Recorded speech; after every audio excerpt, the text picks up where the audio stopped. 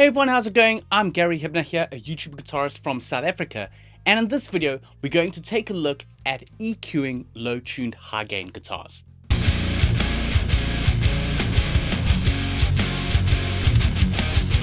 Welcome back everyone. If you're new to this channel, don't forget to hit that subscribe button. But if you know my channel, you know I like high gains and I like low tunings.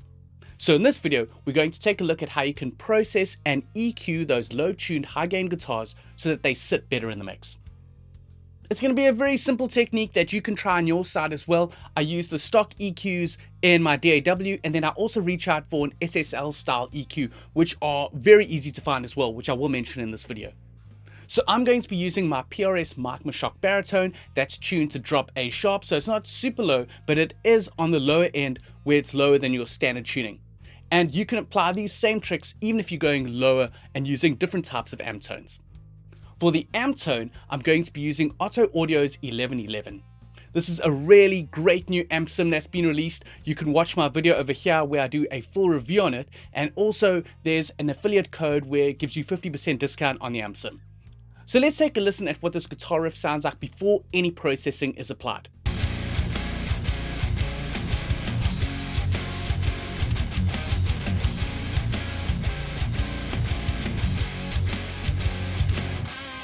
And now that same riff with the processing or the EQ applied so you can hear it within a mix.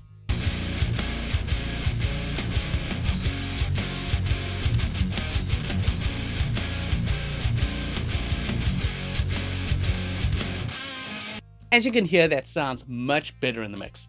Now let me jump into my DAW and I'll show you the steps that you can take. So here we go in my DAW. I'm using Studio One, and what I've done is I've dual tracked two guitars and I've hard panned them hard left and hard right. And then on them I've added an instance of Otto Audio's 1111, and I've loaded up this patch down tune, and what I've done is I've just taken all the parameters here and just made them neutral in the middle. So there's really not a lot of gain, it's just giving us a nice bass, and you'll hear now what the tone sounds like and then how the EQ and the processing changes it. So let me just play these guitars just in solo.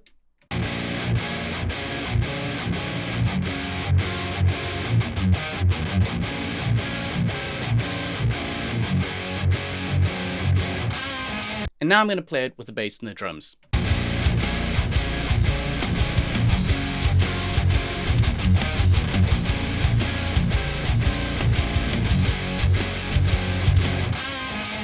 So they're not really sitting nicely in there, they're a bit loose and a bit muddy, so let me show you how to tighten this up. What I'm going to do is I'm just going to work with this guitar for now, so I'm going to mute this, and I'm going to pan this to the center, and now we're going to start adding our EQ. First off, I'm going to jump for my stock EQ in Studio One, which is the Pro EQ. And what I like to do is remove the resonant frequencies in the guitar. So this is at 4 kHz, 2 kHz, and 1 kHz. Now, I've done this quite a few times, and these are always the resonant frequencies that sort of poke out that you need to remove in the mix. So on here, I can just go to my high mid frequency, set this to 4 kHz. You want a very narrow Q, and what you can do is boost it, and you can hear that resonant sort of peak that's happening in the audio, and then reduce it right about 6 - dB. So let's solo the guitar and play this back.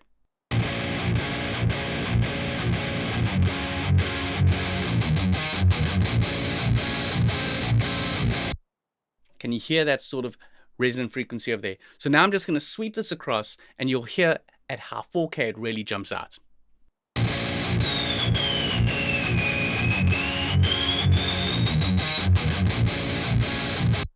So we're going to remove that. So I'm going to have a fine Q and drop that around about, let's say, about -9 dB. And these resonant peaks are also at 2 kHz, so I'll do the exact same thing, just speeding through here. So that's over there. I'm going to drop that as well, and then at 1 kHz.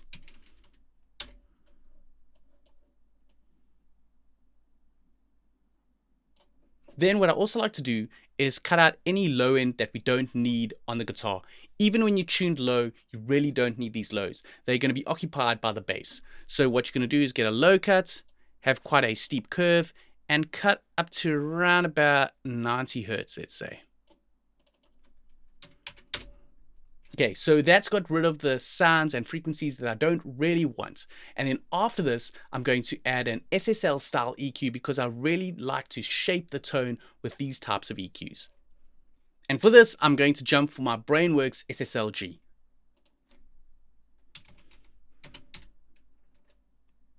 Now, if you don't have this plugin, there's quite a few SSL plugins on the market. One that I'd highly recommend that's really well priced is the Waves SSLG. Now, this is always on special, and I think you can grab it for about $39. And that's really a great price because you can use this on your guitars, your bass, your drums, and even your vocals. So you can really use it on a multitude of tracks. So it's not just for guitar. You can use it for quite a few options in your mix.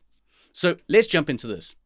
So what I like to do with this is I like to shape the sounds that I want to enhance. And what's really cool about the SSL style EQ is that they've honed in the frequencies on the low band, the low mid, the high mid, and the high shelf. So you can really jump in here very quick and make the changes. And also using the parameters and using your ears, you're not using your eyes and looking at this graph and taking things out. Now, if you don't have an SSL style EQ, you can do the same type of boosts and cuts on a normal EQ, but let me show you how easy this is to use. First off, I like to take this low shelf and change it to a low bell curve. And now I find by doing a boost at 150 Hertz really beefs up that low end on the guitar.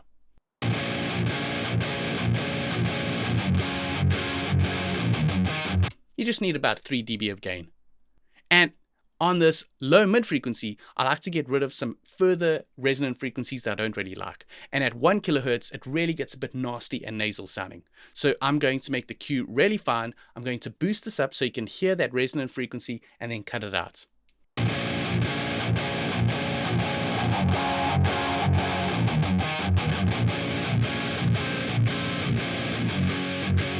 Sounding good? Now what works really well is to go to this high mid frequency and do a boost at around 4.5 kilohertz.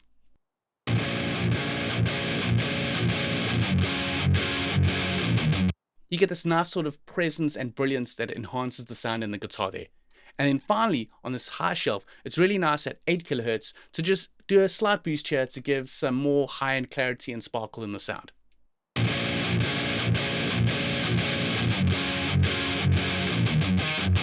Yeah, that's sounding good. Then lastly, I like to jump for these filters.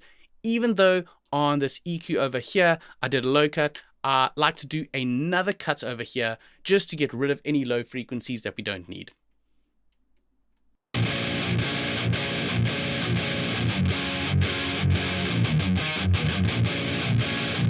So around about 90 to 100 Hertz we can cut. And then on the high shelf, I want to attenuate this as well.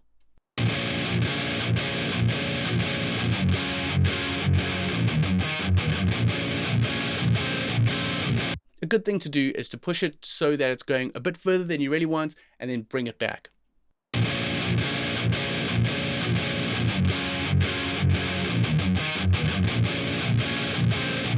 Around about 7.5 kilohertz.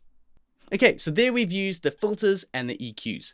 Now let me bypass those so you can hear what it sounds like before, and then we'll apply it to the other guitars and then listen within the context of the mix. So this was the guitar before.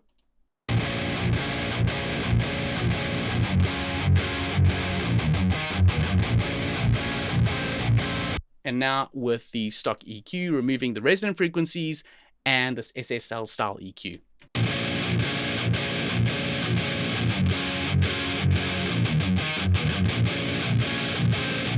Sounding very nice.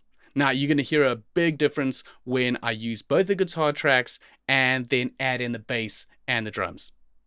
And I use the exact same settings on the dual track guitar. So all I'm going to do is just simply copy these across.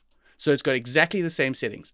I use the same amp tone, I use the same EQs, and then I just hard pan them left, right, and you've got this.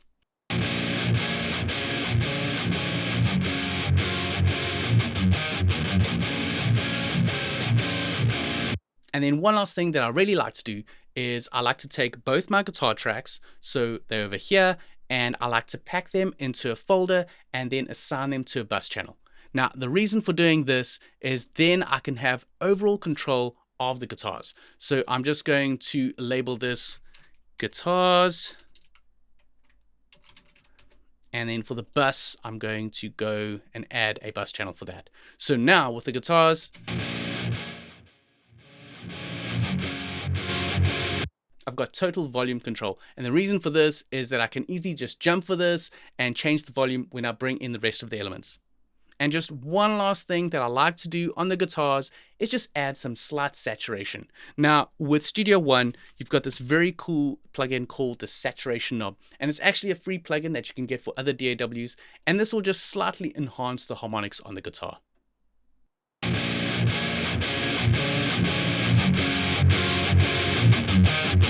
Okay, so now let's hear it within the context of the mix. What I'm going to do is first bypass everything that we've done. So I've got the saturation and then the EQs. And I'm going to bring back the bass and the drums so we can hear everything. Here we go.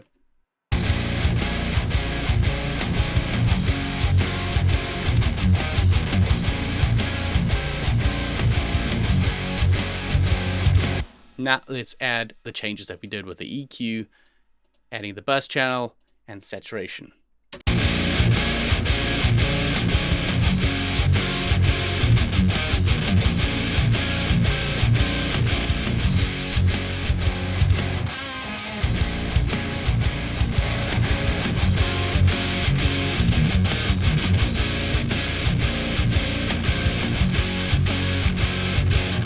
As you can hear, it makes a huge difference. So just notching out those resonant frequencies and then sort of tailoring the tone with the SSL style EQ really gets those guitars to sit much better in the mix.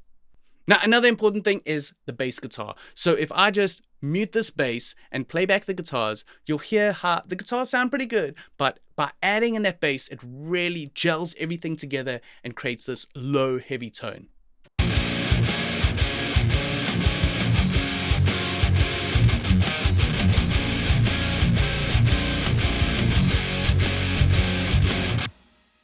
Just to give you an idea, this is what the bass tone sounds like by itself.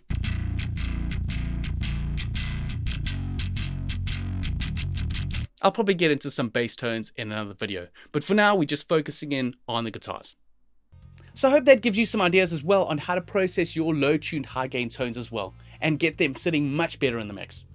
If you like what you saw in this video, I do go into more detail in my how to produce modern metal productions on the Groove 3 platform. I've got a video over here that gives you details on that course. If you watch that video, there's also a coupon code that gives you a 14 free day trial so you can watch the full course. Now in that course, I get into more detail on editing and mixing drums, how to process bass, the same technique that I used here on the guitars, and then how to mix your vocals in as well. And that's got some screaming vocals and some clean vocals, so you can see how it comes all together to give you this polished, finished mix. And finally, I'd like to punt two other things. I've also just recently released a track and put it up on Bandcamp. If you like what you see here and you'd like to hear some of my original music, definitely check that out. I'll leave a link in the description below. Also, if you'd like to support me and the channel a bit more, I've started a Patreon membership account and there's 3 different tiers there. You can take a look there. I'll leave a link in the description as well. But basically on Patreon, you're going to get early access to videos. You're going to have a private Discord server where we can chat more in detail about tones and guitar and heavy tunings and all types of production stuff. And also there's going to be some exclusive behind the scenes stuff. So if you want to support me on this channel, definitely check that out as well. I'd highly appreciate it.